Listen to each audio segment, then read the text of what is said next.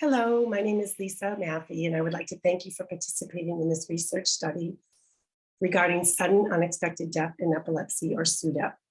As future nurse practitioners, you will encounter patients with epilepsy, as 1 in 26 people will go on to develop epilepsy in their lifetime. 3.4 million Americans live with epilepsy every year. Depending on where you practice and the access that your patients have to neurologists or epileptologists, you may be the primary clinician that's managing your patient's epilepsy, particularly if that epilepsy has been stable for a period of months or even years, and that patient comes to you for medication renewals.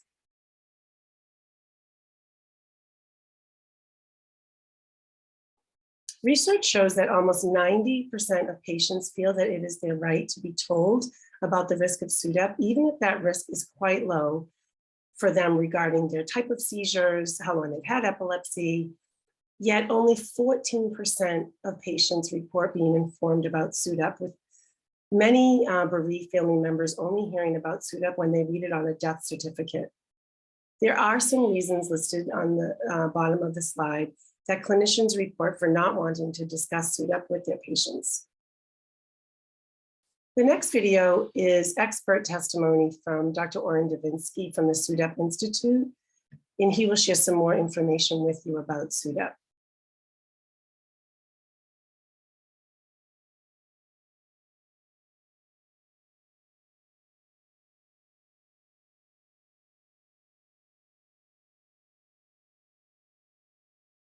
And a lay community. And there's every aspect of epilepsy and new therapies. There's so much that I could pick your brain about, but I want to talk about SUDEP for a second, because we all in the community, and I was a parent of a child, he's 19, so as a grown man who has epilepsy, this is something that's in the back of, I think, most of our minds if we have even heard about it. But first, just tell people, what is SUDEP? SUDEP is sudden, unexpected death in epilepsy. And it unfortunately is a very common disorder. It's one of those things that if you look at it for a single patient in a short period of time, it's not so likely. But when you look at a young person whose seizures continue, especially if they have some breakthrough tonic-clonic seizures or grand mal seizures, over the course of a decade, the risk could be from 1 to up to 5%. Wow. And you still look at that and say, okay, well, that's still a very small percentage, but it really isn't when you think about it. And when you look at it over time, it's different. And I should just say, to clarify what it is, it's when someone with epilepsy dies and there really is no other cause. Now, is there anything that we have discovered so far outside of, being strict with your regimen, getting sleep, taking a nap, taking your medication on a regular basis? Is there anything else that we can do, patients can do, or caregivers can do to prevent or help prevent? Any way to get better seizure control, which could be referral for epilepsy surgery, consideration of a stimulation device, a new drug. But in addition to those basic things, the other thing that has emerged from several studies, it's not absolutely proven, but we think it's probably true, is that some type of monitoring, if someone else is in the home or the apartment. So if you have a 30-year-old brother who lives in your apartment with you, and he has occasional nocturnal seizures, then just even having a sound alarm, a baby monitor, literally may allow you to know that a seizure's occurred. And what we found from epilepsy monitoring unit studies, and also from studies in England, where people who have developmental disabilities live in a residential setting. And in those settings, they're closely monitored. Counselors go by, there are listening devices. The rate of SUDEP is extremely low. The SUDEP occurs when the person goes home and is with their adult parents sleeping in a bedroom down the hall, and then has a seizure at night. Nobody knows about it, no one attends to the person. So in many cases, if there's a nocturnal seizure, probably simply stimulating the person, rolling them on the side, saying, "Greg, are you okay?" Very gently, just arouses them. And that arousal after a seizure may help instigate breathing again and prevent the cascade that leads to SUDEP. That is huge, what you just said. That's not something I knew about, honestly. If there's even the smallest chance of stopping the percentage of it happening. Exactly. So I'd like to pause here for a moment. We do know that the biggest risk factors for SUDEP is uncontrolled convulsive seizures that happen at nighttime. And you heard Dr. Dubinsky talk about nighttime monitoring in the form of a listening device, like a baby monitor, a video monitor, somebody in the room, sleeping with the patient in the bed. These are all risk protective ways that we can protect our patients, or at least offer this to our patients. So depending on the privacy level of your patients, they may not opt for any of this, but studies have shown us that they do want to know their risk. I'd like to shift a little bit to something called the Wellness Institute from the Epilepsy Foundation. And although this is geared towards patients with epilepsy, I think it's a helpful tool for you to see as clinicians and for you to be able to offer to your patients on how to continue to live well with epilepsy.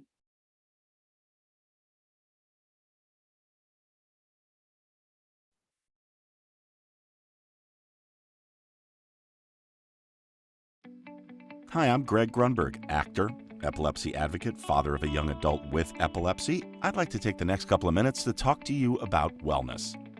Wellness means having a healthy mind, body, and healthy feelings, resulting in an overall sense of well-being.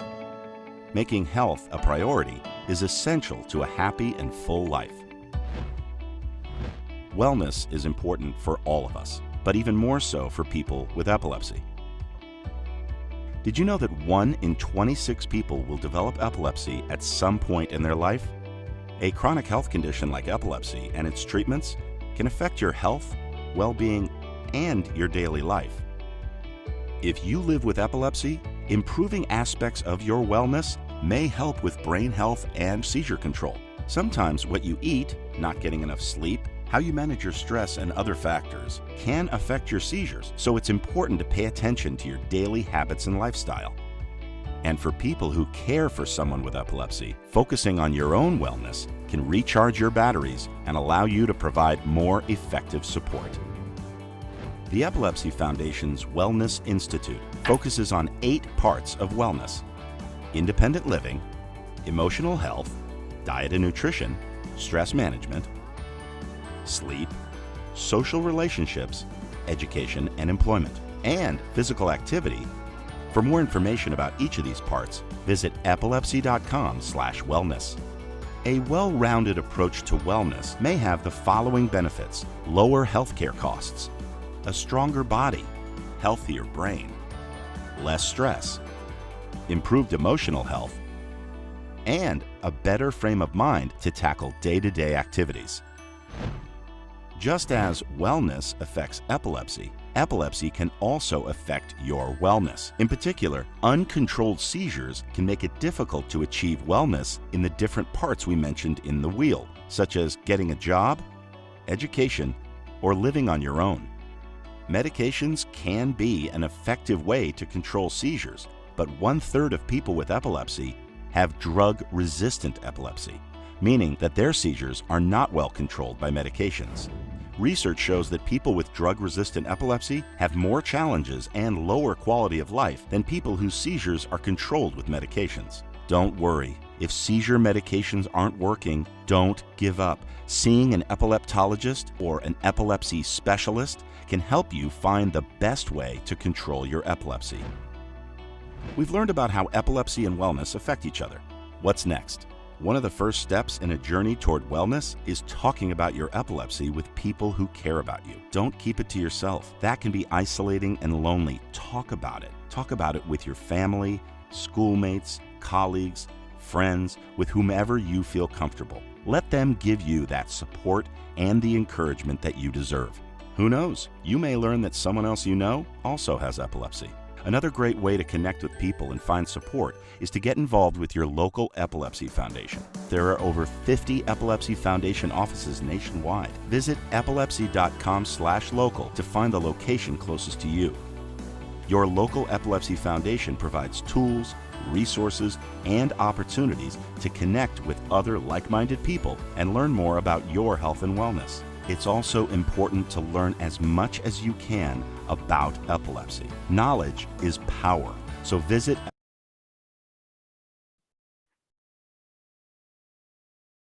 The Epilepsy Foundation is a wealth of information for not only patients with epilepsy, but also for clinicians. So I hope this particular snippet was helpful for you moving forward in part of your tool bag that you'll create in managing chronic conditions in your patients. The next video I'd like to introduce you to is the SUDEP and seizure safety checklist. And this video was made in the United Kingdom, so statistics are from the UK, but these also carry over into other populations. Okay.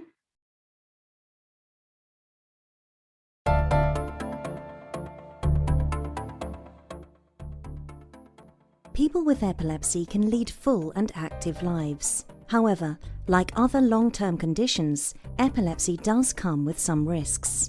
It's important to know about them, as if left unchecked, these can become very serious. People with epilepsy can be at risk of dying prematurely, so knowing about epilepsy risks and how to reduce them is important. In the UK, approximately 21 people with epilepsy die each week, over 1,000 a year. Research suggests that at least half of these deaths could have been prevented. Because of this knowledge, SUDEP Action, the only charity dedicated to tackling epilepsy deaths and raising awareness of epilepsy risks, has worked with experts to create free award-winning tools to support health professionals and people with epilepsy to discuss and review epilepsy risks. People with epilepsy are at risk of dying because of things like accidents, suicide, drowning, or status epilepticus. However, up to half of all epilepsy-related deaths are due to something called SUDEP. It stands for Sudden Unexpected Death in Epilepsy, where a person with epilepsy dies suddenly and no reason for death is found. SUDEP is the cause of death for approximately 1 in 1,000 people with epilepsy every year. What causes SUDEP is currently unknown. Research suggests that there could be a range of causes, such as the effect of seizures on breathing and heart rate. Researchers identified risk factors linked to epilepsy deaths and SUDEP, for example, people whose seizures are not controlled by medication, known as active seizures, are at increased risk. For those having tonic-clonic seizures or seizures when asleep, nocturnal seizures, the risk is also higher. Young adults between the ages of 20 and 40 years are at increased risk. It is important to remember that risk factors are very individual, and risks can change over time. This is why it's vital individuals with epilepsy, their families and clinicians know about epilepsy risks and regularly review them, so positive actions can be taken to reduce them where possible. Even those who have fewer seizures or who are currently seizure-free should know about epilepsy risks and have a regular review of their epilepsy to check nothing has changed. People with epilepsy, their families, carers and health professionals can all play a part in helping to reduce epilepsy risks. SUDEP Action, together with the Cornwall Partnership NHS Foundation Trust, has developed a SUDEP and seizure safety checklist, which is a free tool for health professionals to support their risk management and risk communication with people living with epilepsy.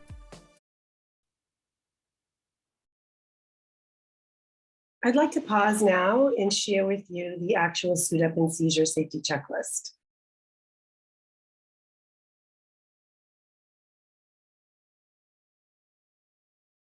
So as you can see, patient's name, ID, date of birth, and the clinician's name. Again, this is a validated evidence-based tool that's used in the UK, also recently adopted by Australia. Any clinician can register for this, including clinicians in the US. They do ask that you register and provide some information on why you're using it and what you'll be using it for, in what capacity, because they keep track of individuals that register for it because different versions come out depending on new research and perhaps new information where the checklist needs to be updated. So in the left-hand column is the risk factor. As you see, this is interactive, meaning you can do it with your patient. You click the radio buttons, yes or no. They either have the risk factor or they don't. These are the questions or the risk factors that you want to target. If you click this red arrowed box over here, you'll see prompts, and you'll also see some information, including supporting evidence on why this is a validated risk factor. So active seizures within the previous 12 months, injurious seizures, we know that convulsive seizures places someone at increased risk for SUDEP, but we also know that partial seizures or partial complex or absent seizures can also progress to convulsive seizures. So low risk is not no risk. We know that nocturnal seizures, as we heard from the video prior, is an increased risk. Nighttime surveillance is risk protective, so you do want to know if they already have that set up. Poor medication adherence and multiple medication changes in terms of anti-epileptic drugs can put someone at increased risk for SUDEP. Alcohol and substance abuse are never good with chronic diseases, and this is a chance to talk about what is an acceptable level of alcohol use, perhaps 1 or 2 at one sitting.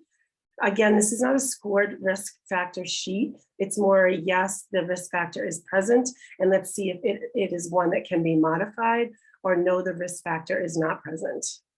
And then we just open up a discussion about how to mitigate those risk factors that we can. Again, we can read along with depression or psychiatric problems in conjunction with epilepsy.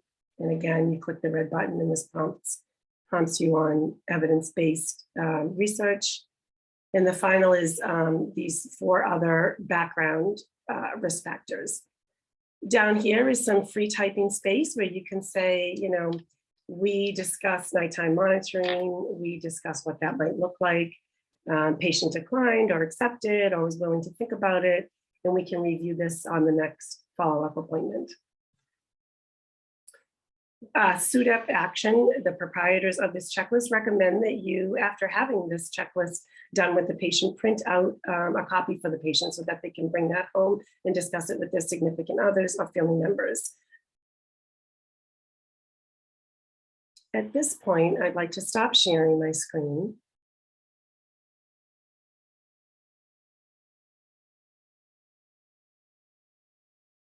Sorry. And thank you again for participating in the study, and also to remind you to close the browser that has this video on it and return back to SurveyMonkey to complete that last part of the survey. I do hope that you learned some information about epilepsy and SUDEP, and perhaps have access to some new tools that you can use when you're in practice to keep your patients with epilepsy as healthy as they can be. Thank you.